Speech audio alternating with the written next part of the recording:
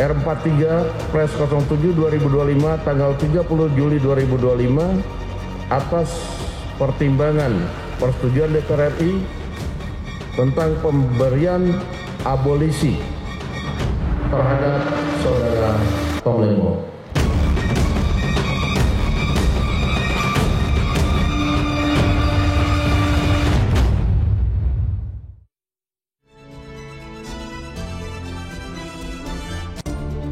Halo pemirsa, selamat malam. Pasca vonis 4,5 tahun penjara dijatuhkan, Tom Lembong yang sempat mengajukan banding kini bisa menghirup udara bebas berkat abolisi yang diberikan oleh Presiden Prabowo. Namun hanya berselang 3 hari, Tom lewat kuasa hukumnya resmi melaporkan 3 hakim yang memvonisnya bersalah ke Mahkamah Agung dan Komisi Yudisial. Apa yang dicari Tom Lembong lewat laporan ini dan sejauh mana pemberian abolisi berdampak pada peta dan rekonsiliasi politik ke depan? Inilah top isu pada malam hari ini, cerita di balik abolisi Tom Lembong.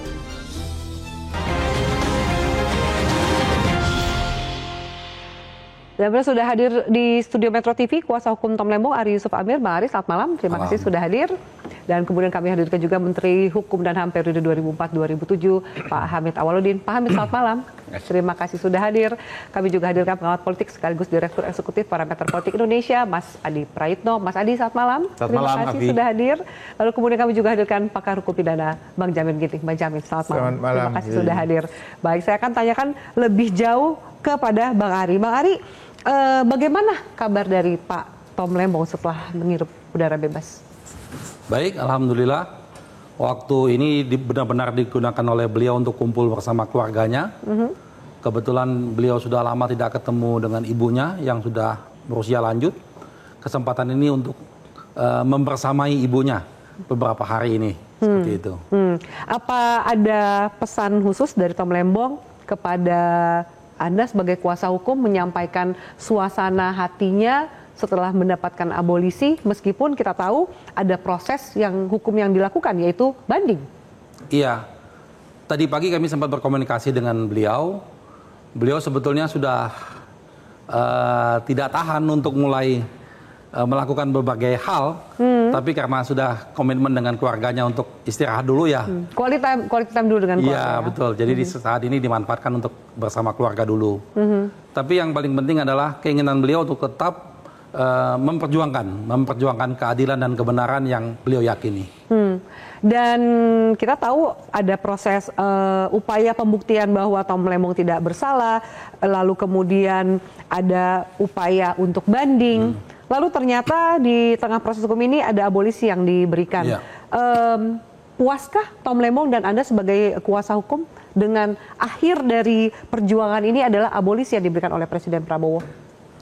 Ya, kita harus apresiasi abolisi ini, karena abolisi ini menurut pemahaman kita adalah koreksi negara atas proses peradilan kita yang tidak akan menemukan jalan keadilan.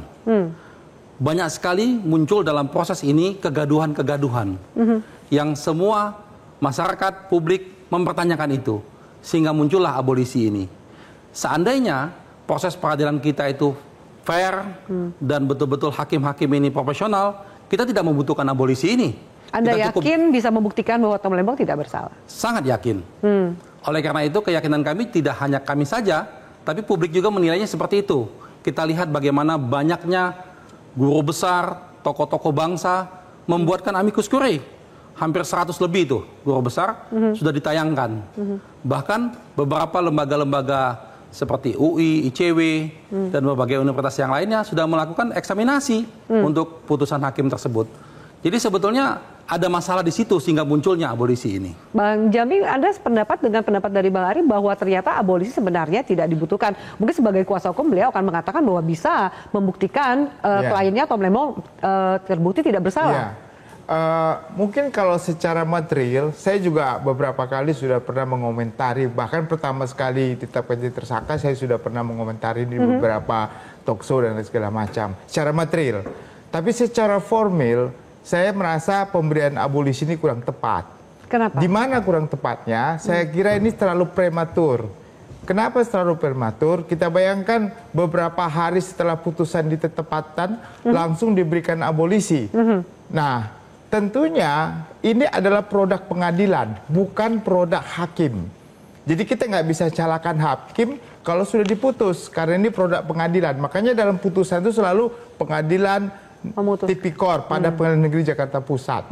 Jadi upaya hukum yang harus dilakukan ya tentunya upaya hukum yang sifatnya upaya hukum banding, kasasi atau PK. Ya. Jadi kalau abolisi yang diberikan, tentunya ini hanya untuk memberhentikan suatu proses. Tetapi mens rea-nya itu tidak apakah dia sebagai pelaku tindak pidana tidak memiliki unsur terhadap suatu perbuatan, itu hilang semua. Tidak pernah diperdebatkan lagi. Padahal kalau kita mau meyakini bahwanya Tom Lembong dan juga nanti perusahaan-perusahaan asing yang ada kaitannya dengan Tom Lembong ini tidak ada suatu unsur pidananya, harusnya putusan yang paling tepat judek juris itu adalah kasasi. Makanya saya katakan tadi kenapa prematur, kalau saya dari sisi criminal justice system, untuk bisa membuktikan apakah suatu perbuatan itu punya mens rea atau tidak, yang paling bisa menentukan adalah Mahkamah Agung, yudikatif, bukan eksekutif, begitu. Baik, kalau di satu komentar, Bang Ari mau menambahkan, dianggap tadi tanggapan dari Bang Jamin mungkin kurang tepat, terlalu prematur gitu. Kalau saya justru terlambat melihatnya. Seharusnya waktu lagi dalam proses pemeriksaan oleh penyidik, harusnya sudah dikeluarkan. Kalau memang negara hadir pada waktu itu, melihat banyak sekali masalah. Bagaimana penyidik menjadikan Tom sebagai tersangka, lalu menahan dengan tidak adanya alat bukti yang cukup. Tidak adanya audit BPKP, dianggap merugikan negara, auditnya belum ada, gitu. Nah, jadi banyak sekali dari sejak awal banyak sekali peristiwa-peristiwa yang ganjil dalam proses ini. Nah, mungkin pada saat itu mungkin kita lagi sibuk urusan lain mungkin ya, mungkin baru sekarang ada kesempatan membahasnya.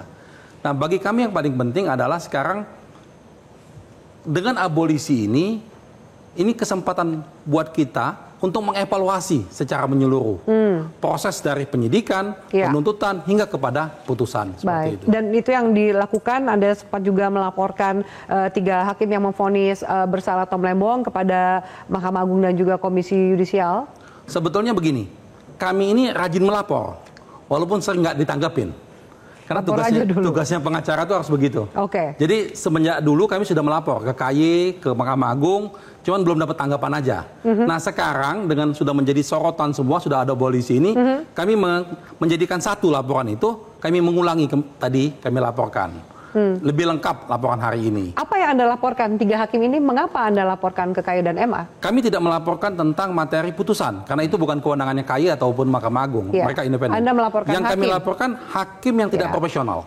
Hakim yang tidak profesional, hakim yang tidak imparsial, hakim yang tidak berjalan sesuai koridor yang diatur. Seperti itu. Pak Hamid, yang satu bilang prematur, yang satu bilang, waduh, terlambat malah gitu. Dan pandangan Anda seperti apa? Pertama, statement saya adalah dengan adanya abolisi ke Pak Tom, itu adalah teguran kepada proses hukum yang ada.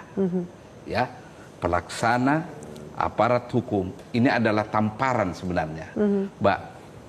Sesuatu yang terjadi yang tidak benar. Itu statement saya yang pertama. Statement saya yang kedua, bahwa yang namanya abolisi, ya, apapun proses dan sistem, begitu presiden menggunakan kewenangannya yang diberikan oleh konstitusi, maka itu menjadi absolut, ya, menjadi absolut, tidak bisa lagi kita persoalkan A, B, dan C-nya, ya. Statement saya ketiga, dari awal memang sebenarnya saya meragukan proses yang terjadi di pengadilan tentang Pak Tom. Begini, pasal 44 KUHP kan jelas mengatakan tidak boleh ada orang dipidana karena orang itu berbuat atas jabatan, ya, jabatan dan kewenangannya, kecuali kalau yang dilakukannya itu disertai dengan niat jahat. Pengadilan sudah mengatakan tidak ada niat jahatnya, kok tetap dihukum, ya kan? Nah, menurut saya ini menimbulkan kontroversi kan? Dan di sini saya berbeda pendapat dengan Pak Jamin, Mas Jamin, bahwa ya kalau dibiarkan ini sampai ke Mahkamah Agung, dengan rasa ketidakadilan rakyat itu menimbulkan kegaduhan yang berkepanjangan. Gaduh. Naik banding nggak tahu berapa bulan. Iya. Naik kasasi berapa tahun. Iya. Terus pasti ada yang PK ini. Jadi bisa 1 tahun sampai 2 tahun. Iya. Bisa nggak dibayangkan kegaduhan, polemik yang terjadi di masyarakat itu semakin membesar. Iya. Akibatnya apa? Terjadi friksi sosial. Iya. Kalau terjadi friksi sosial, disitulah terjadinya ketidakkohesian sosial. Iya. Prasyarat-prasyarat ini kondisi-kondisi ini tidak menjadi prasyarat untuk perbaikan kehidupan berbangsa, baik ekonomi, politik, dan sosial. Mungkin itulah sebabnya Pertimbangan dari Presiden. Pertimbangan Presiden. Kan selalu ada konsep kepentingan umum di situ. Iya. Nah, itu. Jadi menurut Bapak, apakah abolisi terhadap Tom Lembong ini justru ada yang melihat bahwa ini mencederai terutama pemberantasan kasus korupsi. Menurut Anda ini mencederai rasa keadilan masyarakat atau tidak? Mencederai atau justru memberikan rasa keadilan kepada masyarakat Memuaskan sendiri? rasa keadilan. Karena proses yang tadi itu sungguh-sungguh mencederai rasa keadilan orang. Karena secara kasat mata, bagaimana alur pikiran ya hakim yang memutuskan. Katakanlah misalnya satu contoh yang amat sederhana mencederai akal waras kita. Iya. Ya, hakim mengatakan salah satu persoalan Tom Lembong itu karena dia mengambil kebijakan yang kapitalistik, ekonomi kapitalistik. Apa urusannya ini? Kan tidak masuk di akal kan nalar kita. Nah, semua narasi, semua alur pikir yang diberikan oleh hakim dalam memutus ini itu sudah mencederai akal sehat, melukai rasa keadilan Masyarakat. Iya. Oke. Tadi sempat disampaikan juga oleh Pak Hamid bahwa ada perlu yang namanya kondusivitas. Itu juga disampaikan pada saat pengumuman pemberian abolisi kepada Tom Lembong. Mas Adi udah senyum-senyum karena tahu arahnya ini kondusivitas politik gitu. Menurut Anda, anggaplah pasca sekian hari nih diberikan abolisi, itu sudah terjawab gitu? Kondusivitas itu apakah mulai terbentuk? Rasa keadilan masyarakat itu juga mulai tercipta sesuai dengan tujuan pemberian abolisi ini? Ya, secara perlahan memang kondusivitas itu mulai agak berkurang resistensinya. Minimal tak ada lagi misalnya terkait dengan tuduhan-tuduhan bahwa aspek hukum itu jauh lebih lemah dibandingkan dengan aspek politiknya. Dan bahkan pada hari ini kan banyak sekali sebenarnya mengapresiasi bagaimana putusan yang sudah dibuat oleh Presiden ya abolisi dan amnesti kepada 1.100 sekian orang. Iya. Karena dalam banyak hal proses sejak awal ini kan terjadi memang intensi politiknya kan cukup luar biasa. Afi, yang ingin saya katakan adalah kalau kita mencermati satu persatu statement dari Menteri Hukum misalnya, tidak ada argumen hukum yang disampaikan. Tidak ada argumen hukum. Ini pertama menyampaikan soal hak prerogatif Presiden. Yang kedua adalah alasan tentang kebangsaan. Yang kedua menjaga kondusivitas, bekerja sama dengan semua pihak untuk membangun kehidupan harmoni. Sangat politis penjelasannya. Karena memang sejak terjadi begitu banyak soal proses peradilan yang terjadi pada Pak Tom ataupun Pak Hasto yang paling banyak menyorot, itu kan narasi-narasi ketidakadilan kan muncul. Bahwa ini ditarget karena salah teman, kalah pilpres dan seterusnya. Ini tentu yang kemudian membuat suasana kebatinan kita memang rada nggak kondusif. Karena pada saat yang bersamaan pemerintah kan menghadapi situasi yang tidak mudah, situasi global yang tidak terlampau menguntungkan ke Indonesia, soal tarif dagang, dunia internasional, Amerika, tentu itu butuh kondusivitas. Dan pada saat yang bersamaan, kita kan membutuhkan investasi yang datang. Kalau ini terjadi gonjang-ganjing, huru-hara dan seterusnya, tentu tidak bagus. Karena ada satu premis dan satu keyakinan bahwa stabilitas itu dianggap sebagai kunci dari segala-galanya. Kalau stabil, nggak ada yang ribut-ribut, nggak ada gonjang-ganjing, ekonomi oke, investor oke, dan seterusnya dan seterusnya. Itulah ikhtiar yang sepertinya ingin dicapai. Kenapa pemberian abolisi dan amnesti itu disampaikan. Itu panggung depannya, meski kita tidak tahu panggung belakangnya itu apa. Kan itu yang kemudian tidak tahu. Nah, abang-abang di sini yang lebih tahu, lebih pengalaman. Saya hakul yakin pasti ada syai'un-syai'unnya. Ada sesuatu di belakang panggung nih yang tentu saja agak jarang dibicarakan orang. Oke, nanti kita bahas apa sih yang dimaksud oleh Mas Adi dengan cerita panggung belakangnya ini. Termasuk juga kejanggalan ini yang terjadi dalam Tom Lembong ini, apakah ada titipan politik ya? Oleh siapa? Usai jeda, tetaplah bersama kami.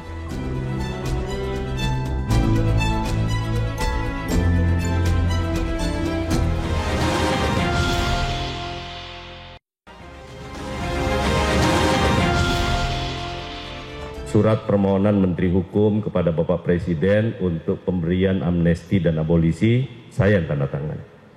Nah, karena itu saya ingin sampaikan pertimbangannya sekali lagi dalam pemberian abolisi ataupun amnesti itu pasti pertimbangannya demi kepentingan bangsa dan negara. Berpikirnya tentang NKRI. Jadi itu yang paling utama. Yang kedua adalah kondusivitas dan merajut rasa persaudaraan di antara semua anak bangsa dan sekaligus mempertimbangkan untuk membangun bangsa ini secara bersama-sama dengan seluruh elemen politik, kekuatan politik yang ada di Indonesia. Jadi itu yang kami ajukan kepada Bapak, tentu dengan pertimbangan-pertimbangan subjektif yang saya sampaikan bahwa yang bersangkutan juga punya punya prestasi ataupun punya kontribusi.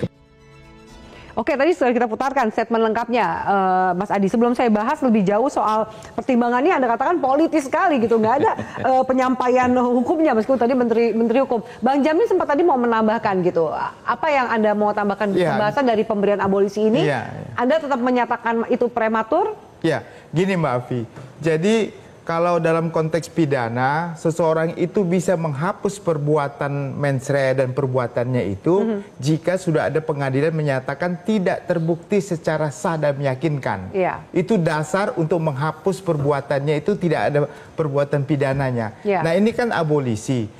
Kalau sudah diputus pengadilan, sudah terbukti berarti sudah memenuhi unsur tindak pidana yang didakwakan kepadanya. Nah, saya tadi mengatakan kenapa kok sekarang ini cepat-cepat? Nanti saja waktu putusan telah mempunyai kekuatan hukum tetap. Tapi tadi kan Pak Hamid juga mengatakan, wah itu gelombangnya lebih besar. Terus pengacara mengatakan harusnya di awal. Kalau di awal memang saya sangat sependapat karena abolisi itu harusnya dalam penyidikan dan penuntutan sudah dikasihkan abolisi. Jadi tidak ketahuan dan tidak bisa dibuktikan mens reanya. Tapi karena sudah diputuskan tadi oleh pengadilan, maka langkah yang terbaik untuk menghapus mens rea Tom Limbong ini, saya yakin juga Tom Limbong tidak melakukan, tidak unsur pidananya, tapi pengadilan inilah yang nantinya akan membuktikan bahwasanya dia tidak ada mens rea perbuatan pidananya. Nah inilah, nah kekhawatiran yang disampaikan tadi oleh Bang Hamid dan juga lawyer, ya kekhawatiran yang ya saya bilang kok terlalu berlebihan juga, tapi yang merasakan kan subjektif gitu, orangnya langsung kasihan juga gitu. Kekhawatiran apa yang dimaksud Bang Jamin? Ya tentu kekhawatiran tadi yang dikatakan Pak Hamid akan gelombang kekacauan atau wah itu saya pikir. Anda nggak melihat bahwa arahnya ke sana? Ya maksudnya tadi publikasi nanti terlalu banyak ini dan situasi akan menggaduh dan segala macam. Saya ingin katakan pada saudara, saya tidak pernah mengatakan gelombang kekacauan. Akan terjadi diskursus perdebatan sengit yang bisa menyita energi waktu bangsa ini, sementara di satu sisi kita butuh fokus kondusivitas untuk kondusivitas dan kohesi yang bagus. Itu konteksnya. Oke, Anda nggak melihat bahwa arahnya ke sana? Enggak. Meskipun akhirnya banyak juga yang protes dan publik mohon maaf kalau saya sebagai lawyer ya, andainya saya sebagai pengamat dan lawyer, saya mengatakan Pak Limbong, Anda harus berjuang untuk menghapus mens rea ini di posisi pengadilan, bukan di posisi abolisi. Kalau itu pendapat saya, supaya nanti tidak ada catatan jelek di kemudian hari bahwa Anda pernah dihukum di pengadilan negeri. Abolisi tidak diterima itu belum selesai.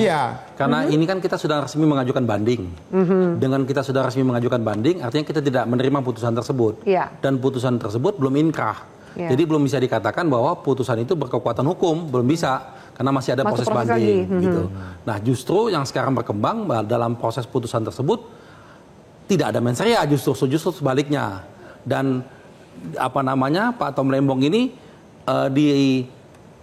dianggap bahwa sudah menang. Kami merasa diri kami sudah menang. Ketika tidak ditemukan mens rea itu. Karena kami dalam proses pengadilan itu karena terbuka untuk umum, masyarakat melihat langsung. Sedangkan tadi kalau bicara formalitas putusan, nah disinilah kami ingin membahas bahwa banyak masalah dalam putusan tersebut. Nah, kenapa bisa jadi masalah? Kenapa hakimnya seperti itu? Itulah yang perlu mungkin nanti kita kupas satu-satu. Ada apa di balik semua itu? Urusan laporan ini juga salah satunya adalah untuk mengupas itu, membuka itu. Bang Hamid, kenapa kemudian kalau kalau anggaplah Anda setuju bahwa kenapa nggak dari awal gitu? Kenapa Presiden juga tidak melihat apapun pertimbangan yang dipertimbangkan oleh Presiden hari ini dan memberikan abolisi? Kenapa nggak dari awal? Ya saya kira begini ya, Presiden awalnya ini ya, saya kira menganggap aja ini adalah hal biasa terjadi. Kemudian makin hari gelombang protes ya, sebagaimana atau gelombang yang, dukungan lah minimal ya, kepada Tom Lembong semakin ya, Tom besar. Lembong semakin membesarkan, sehingga Presiden mungkin terusik rasa keadilannya. Oh mungkin ada sesuatu yang terjadi. Kok ada kasus seperti ini?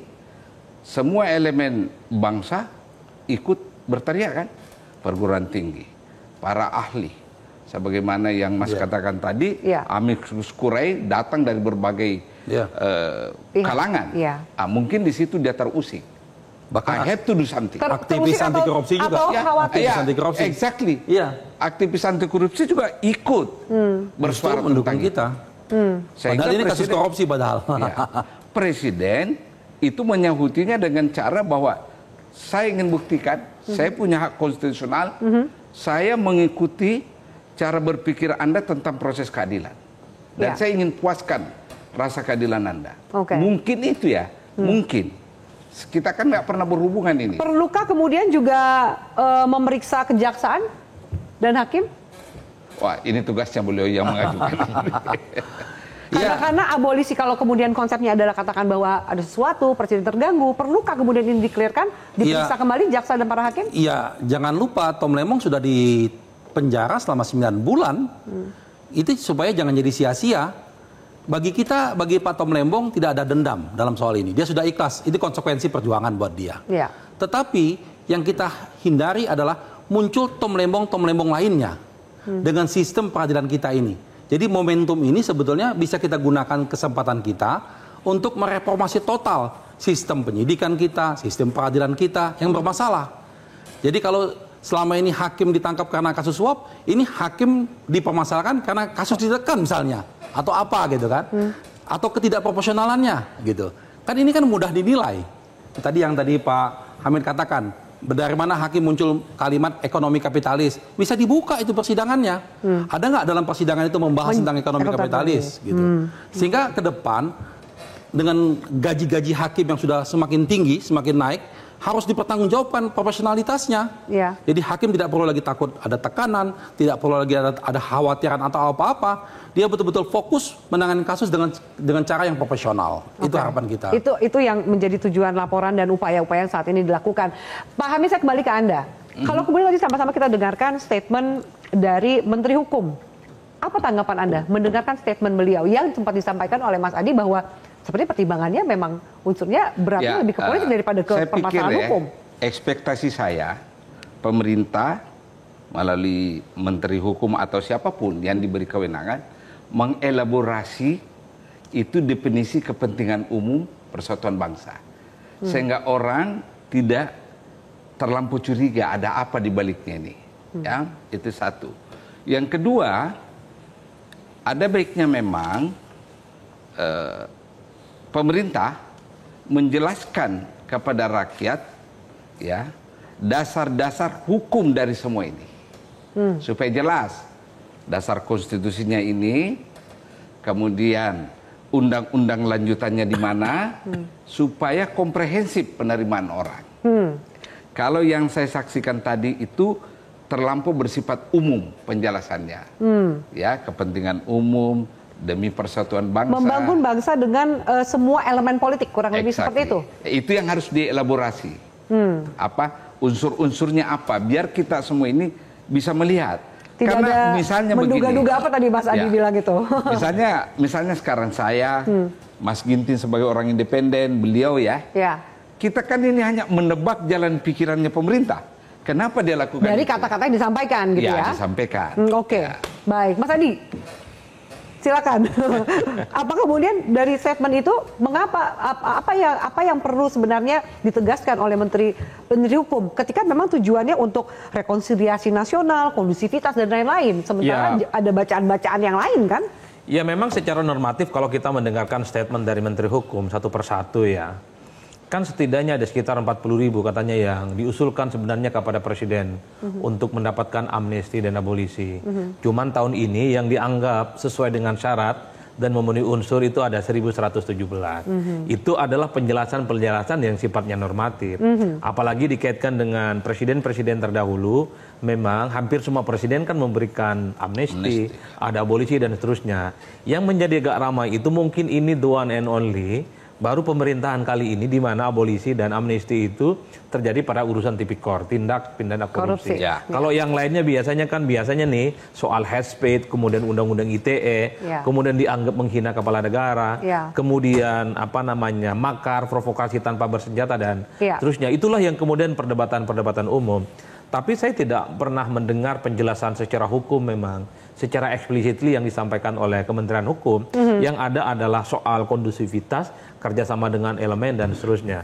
Jadinya saya pun juga ikut menduga-duga, jangan-jangan inilah yang terjadi sesaat setelah ada amnesti, tiba-tiba PDIP menyatakan memberikan dukungan total kepada pemerintah. Betul. Padahal kalau mau jujur sebenarnya tanpa ada amnesti sekalipun, sikap politik PDIP sejak awal, sejak Prabowo Subianto dilantik 20 Oktober 2024 menyetujui semua hal yang dilakukan oleh pemerintah. Kenaikan PPN 12%, soal makan bergizi gratis, sekolah rakyat, subsidi, semuanya totally. Jadi momentum itulah yang kemudian ditafsirkan. Ada sesuatu yang ingin diredam. Ada sesuatu yang sebenarnya ingin ini diakhiri soal spekulasinya. Karena Afi, kalau tanpa amnesti sama abolisi ini, saya termasuk yang aku yakin ini akan terjadi snowball bahwa pemerintah hari ini secara perlahan juga disasar. Di mana rakyat sedang mencari keadilan, ada kriminalisasi, tidak ada mens rea, tapi kok ini tidak menjadi intensi dari pemerintah. Jadi suara ini sepertinya sampai pada ring 1 dan ring istana. Sehingga muncullah apa yang disebut dengan subjektivitas seorang presiden, lahirlah apa yang disebut dengan abolisi.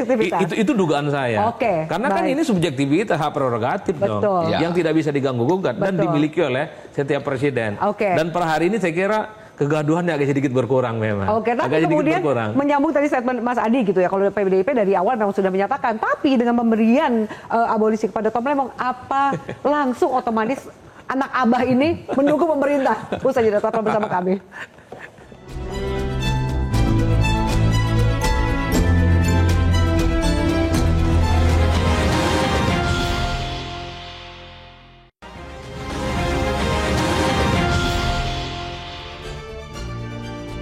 Ya, menyambung tadi penjelasan dari Mas Adi. Mas Adi, saya tetap kembali ke Anda supaya tidak terputus tadi penjelasannya gitu. Kalau kemudian ada amnesti dan PDIP, runtutannya kan langsung ada statement dari Ketua Umum Megawati gitu. Tapi bagaimana dengan Anies? Kita juga tahu bahwa Tom Lembong menjadi tokoh kunci pada saat Pilpres kemarin dalam tim ses Anies Baswedan gitu. Apakah Anda lihat bahwa akan juga anak abah gitu ya, para pendukung Anies Baswedan ini gitu berbalik akan mendukung pemerintah?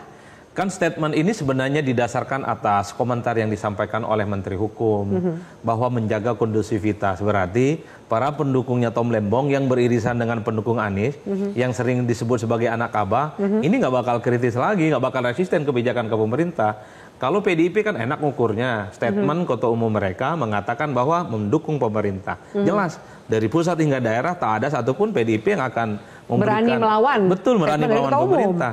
Problemnya adalah yang disebut dengan anak abah, pendukungnya Anies yang sangat dekat dengan Tom Lembong. Siapa mereka? Sulit untuk deteksi dan sulit untuk didikte. Karena mereka tidak tinggal dalam satu wadah, tidak hidup dalam satu organisasi. Dan bahkan kalau saya cek satu persatu, saya cek tuh di medsos, di IG, di TikTok dan semuanya, banyak yang ngomong saya anak abah akan terus kritis kepada pemerintah. Soal pembebasan ini, soal abolisi ini adalah selayaknya memang yang didapatkan oleh Tom Lembong. Bicaranya begitu.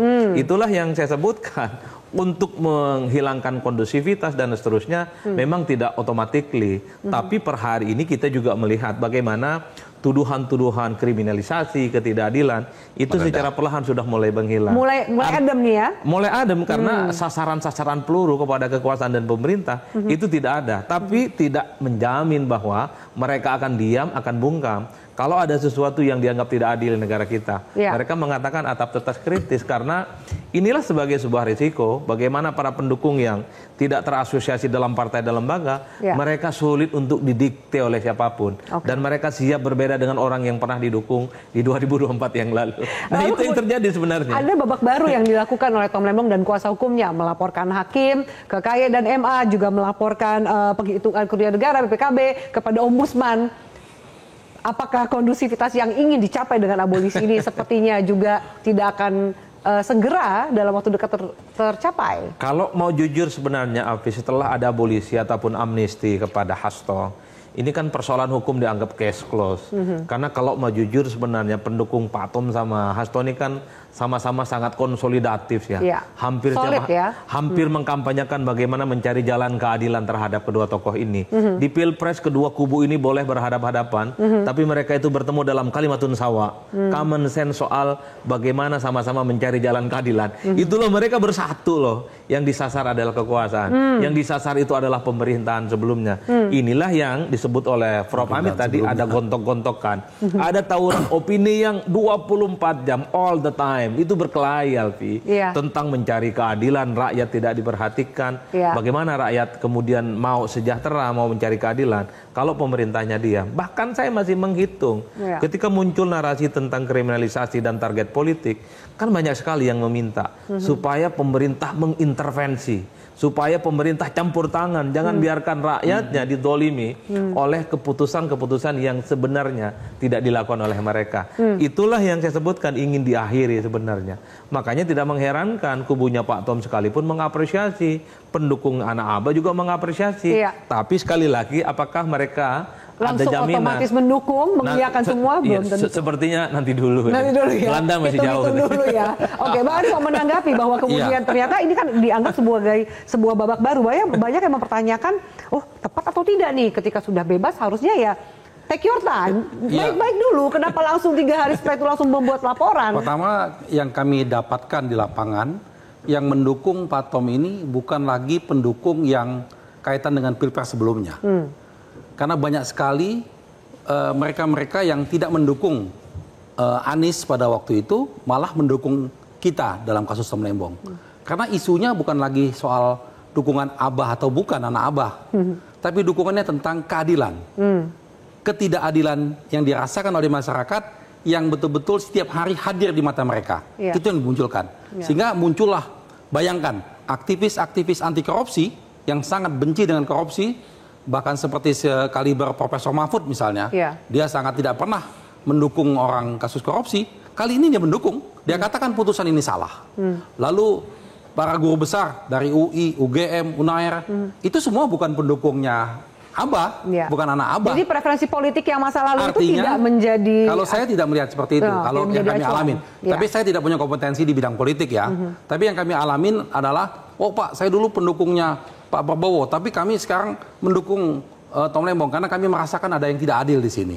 Karena kenapa? Kasus Tom Lembong ini bukan tidak mungkin terjadi kepada mereka, terjadi kepada semua, termasuk semua kita juga. Kalau tidak ada kepastian hukum di negara ini, tidak ada profesionalnya jaksa, profesionalnya hakim, bahaya buat kita semua. Tidak harus menjadi menteri untuk Tom Lembongkan. Maksudnya? Tidak harus menjadi menteri untuk ditemlongkan. Kalau Anda katakan bisa terjadi oleh semua orang, tidak harus menjadi menteri untuk bisa ditemlongkan. Tidak mesti jadi menteri.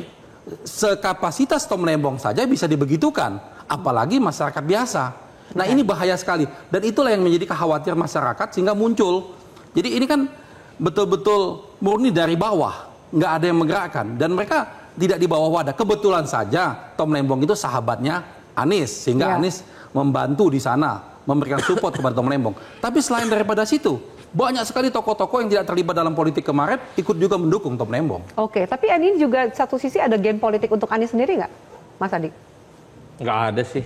Nggak ada. Yang tampak itu adalah soal kesetiaan persahabatan. Karena Anies itu dalam setiap peradilan sepertinya selalu hadir. Dan memang kelompok-kelompok aktivis pegiat demokrasi dan pegiat HAM, termasuk juga aktivis-aktivis hukum, juga sering hadir dalam proses peradilannya Pak Tom. Banyak juga yang hadir ke proses peradilannya Pak Hasto ya, karena bagi mereka intensi politiknya itu terlampau kuat meski di fakta persidangan misalnya sudah divonis dan seterusnya. Tapi memang ini sudah menjadi common sense di kalangan aktivis bahwa ada proses-proses yang dianggap tidak lumrah, dianggap tidak terlampau tidak sesuai dengan koridor-koridor. Wajar kalau kemudian kelompok-kelompok aktivis yang sebenarnya apolitis, betul kata Bang Ari, kelompok-kelompok aktivis yang nggak ada hubungannya dengan pilpres, nggak ada hubungannya dengan politik, kemarin juga mempelototin bahwa ini adalah persoalan yang cukup serius. Kenapa kemudian saya mengait-ngaitkan ini soal residu 2024? Tentu karena statement Menteri Hukum, soal rekonsiliasi, kehidupan harmoni, tidak ada faksionalisasi, kerjasama politik. Kan sesederhana itu saja. Artinya apa? Tentu harapan terbesarnya ada pidato politik misalnya yang disampaikan oleh Pak Tom ataupun Pak Anies. Wahai para teman-teman yang dulu bersama dengan kita di pilkada ataupun di pilpres, sebisa mungkin mari kita guyup. Tapi tidak ada loh. Nggak ada, karena memang tidak bisa diukur siapa para pendukungnya. Tapi kalau kita melihat pembicaraan medsos, kemudian statement-statement di berbagai kanal-kanal media sosial, saya kira memang mostly terasosiasi memang mereka yang dulu menjadi bagian dari pendukung Anies adalah mereka yang juga memberikan dukungan secara moral politik kepada Pak Tom Lembong. Begitupun ketika yang muncul para pendukungnya Hasto adalah mereka yang terkonfirmasi pendukungnya PDIP dan pendukung Ganjar. Itu kan untuk memudahkan bagaimana irisan para pendukung yang muncul. Artinya gerakan-gerakan politik yang memunculkan followers-followers baru dalam konteks hukum itu agak susah, Alfi, kecuali memang hidupnya di bidang hukum, di bidang politik, gerakan sosial, LSM dan aktivis civil society. Kelompok-kelompok yang semacam ini, civil society, mereka nggak pandang bulu mau jenis kelaminnya apa, kalau diperlakukan tidak adil, berarti akan hadir di situ. Akan disupport. Kan kelompok aktivis ini bukan hanya soal Tom, bukan hanya Hasto, tapi dalam kasus undang-undang ITE, penghinaan terhadap kepala negara juga hadir mereka.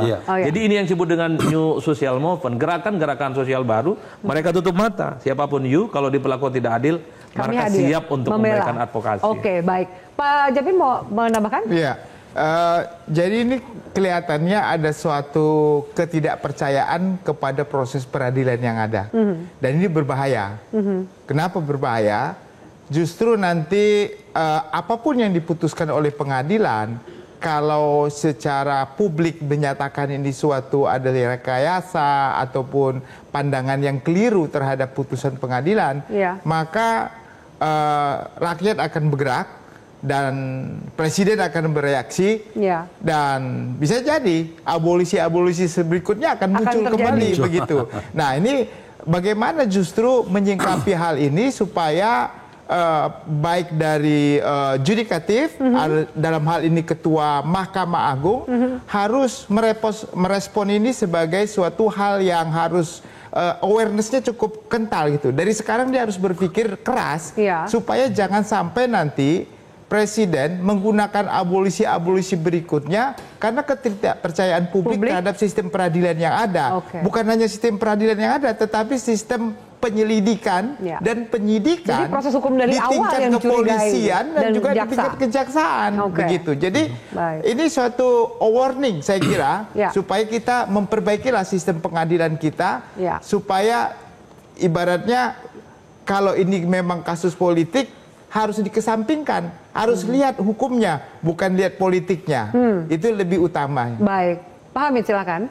Ya, jadi sekali lagi statement saya adalah dengan abolisi kemarin itu adalah tamparan terhadap proses justice kita ya, baik sebagai aparat maupun sebagai sistem. Ya, maka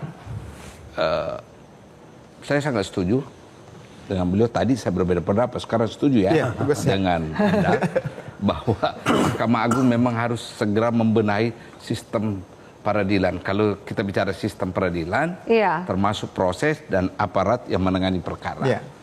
Karena desas-desus di luar memang mengeluhkan semua. Apakah itu hakim. Jadi semua runtutan proses hukum itu semua mendapat keluhan dari publik. Oh iya, terutama sekarang apalagi itu yang mencatat-catat di pengadilan. Panitera juga sekarang sudah masuk bagian dari yang dikritisi oleh kita. Ya. Baik, kita akan jeda, kita akan lanjutkan jika kemudian Tom Lembong mendapatkan abolisi dari Presiden Prabowo, bagaimana dengan terdakwa yang lainnya? Apakah juga harusnya mendapatkan hak yang sama? Karena proses hukum mereka juga masih berjalan. Apakah abolisi bagi Tom Lembong ini bisa juga meringankan hukuman mereka? Usai jeda, tetaplah bersama kami.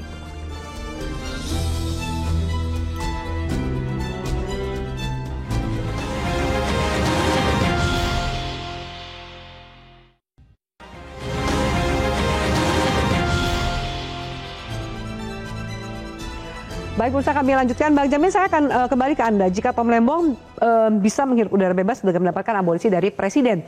Tapi kita tahu juga ada terdakwa-terdakwa lainnya. Apakah mereka bisa mendapatkan kesempatan yang sama? Atau mungkin abolisi yang diterima Tom Lembong ini bisa membantu meringankan hukuman mereka? Iya, dalam konteks pidana kita ada disebut sebagai turut serta melakukan suatu perbuatan ya. Jadi medadader, don't play hard, seperti begitu. Nah, kalau bagian dari penyerta tadi melakukan suatu perbuatan yang hampir sama atau bersama-sama dengan Tom Lembong, berarti kualitas perbuatannya hampir mirip. Dan ini harus mendapatkan keuntungan, artinya dia juga harus diperlakukan sama tentunya dengan apa yang dilakukan oleh Tom Lembong. Tapi kembali lagi tadi dikatakan karena ini subjektivitas dari seorang presiden, jadi agak sulit kita bisa mengatakan dan meminta presiden. Kita cuma bisa menghimbau. Dalam konteks hukum kita katakan bahwa setelah Tom Lembong mendapatkan abolisi, tentunya yang lain juga harusnya mendapatkan keringanan paling tidak terhadap hukumannya. Bahkan abolisi juga. Kalau seandainya presiden kita mau melihat ini sebagai suatu hal yang perlu diberikan abolisi. Kembali lagi ke masalah subjektivitas. Tapi kalau dalam hukum, seseorang yang sudah dinyatakan tidak bersalah atau seseorang dinyatakan bebas karena tidak terbukti perbuatan pidananya, maka orang yang bersama-sama dengan dia yang mempunyai kualitas yang sama, selayaknya harus dibebaskan juga. Jadi harusnya mereka juga mendapatkan vonis bebas? Ya, kalau mempunyai kualitas yang sama, kecuali kalau mempunyai kualitas perbuatan yang berbeda, maka hukumannya itu tergantung jenis perbuatannya masing-masing. Yang dilakukan masing-masing. Begitu dilakukan masing-masing. Dan jadi saya kira harus dilihat konteksnya apakah ini perbuatan yang sama. Lagi saya kasih contoh, ada beberapa perusahaan selain Tom Lembong ini ada 9 dan 1 PP kalau nggak salah.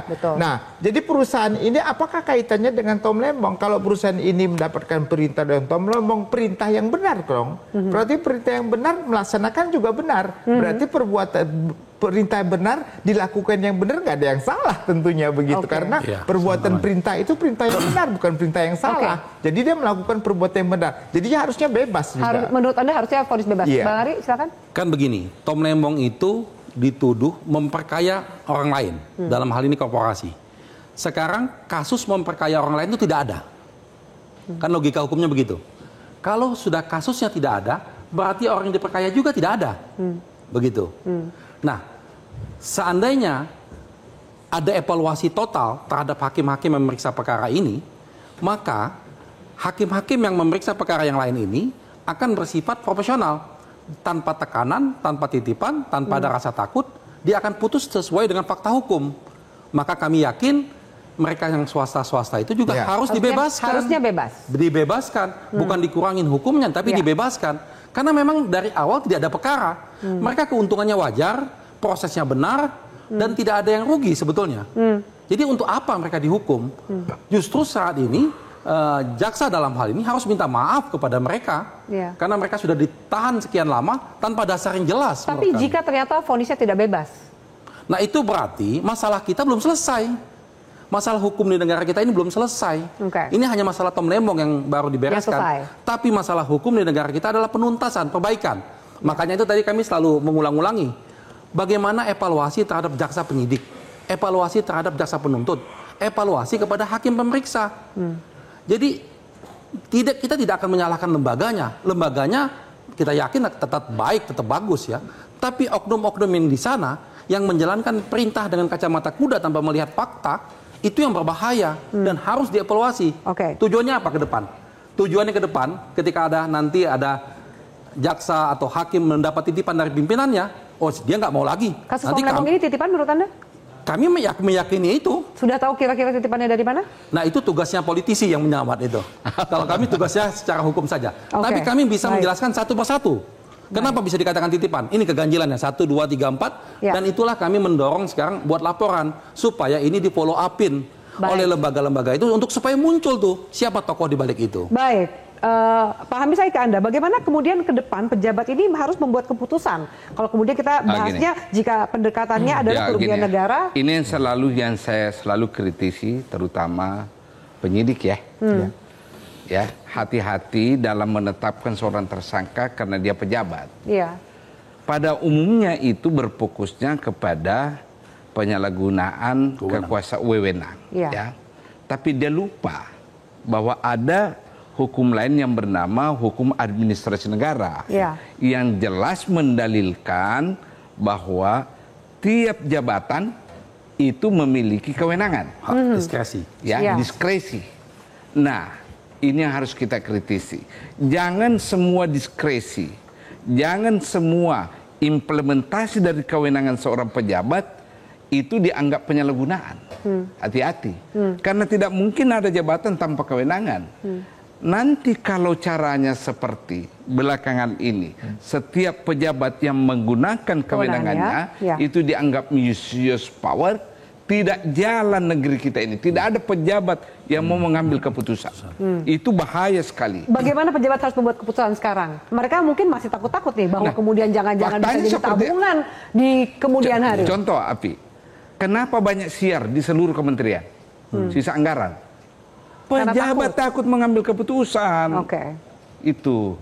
Ini pelajaran bagi penyidik. Jangan sembarang mengambil orang hanya karena orang itu pejabat dan mengambil kebijakan. Harus diuji betul kebijakan ini, dan jangan kerugian negara seperti apa yang dilakukan. Kedua, jangan ukuran sekarang dipakai untuk menguji kewenangan yang diambil 5 tahun yang lalu. Berbeda situasinya. Baik. Itu telah kritis saya, sikap kritis saya terhadap proses penegakan hukum kita yang berkaitan dengan pejabat. Baik. Satu kesalahan, ini koreksi ya buat kita semua juga dalam tindak pidana korupsi.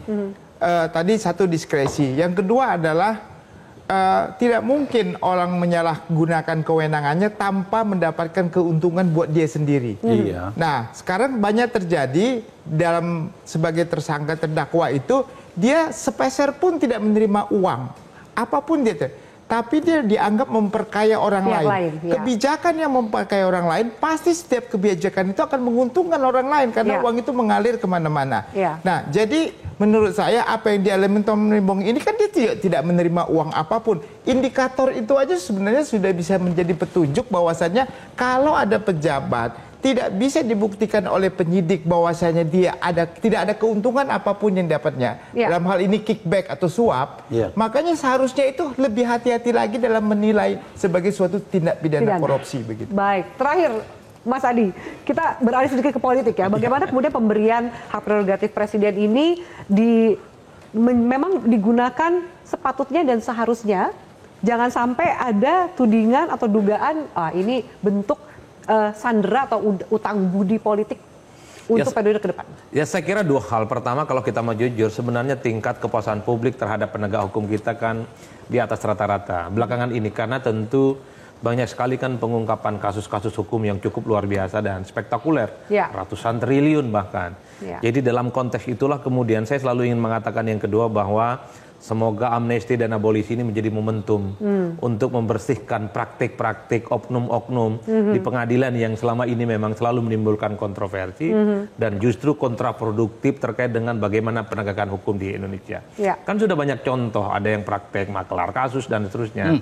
Jadi jangan lagi ada yang seperti ini karena kita sering mendengarkan pemimpin-pemimpin di negara kita mengatakan negara ini akan hancur kalau kekuasaan dan penguasa itu di atas hukum. Jadi hukum itu memang harus suci dan bersih dan harus terbebas dari intervensi apapun. Kuncinya di situ sebenarnya. Jadi Panglima tertinggi itu dibuktikan. Betul, dan itu yang sepertinya saja. ingin dibuktikan oleh pemerintah hari ini. Kita doakan saja seperti apa ke depannya. Kita doakan, memang sepertinya perjalanan hukum dari Tom Lembong belum usai. Ada laporan, lewat laporannya seakan ia ingin menggeser sorotan mata agar tertuju pada integritas penegakan hukum dan lembaganya. Kita mengapresiasi pemberian abolisi demi kondusivitas bangsa lewat semua elemen politiknya. Yang perlu dijaga, jangan sampai abolisi ini berubah menjadi alat sandera dan utang budi yang mungkin bisa ditagih di suatu hari nanti. Saya Tini Mark undur diri. Selamat malam, sampai jumpa. Metro TV.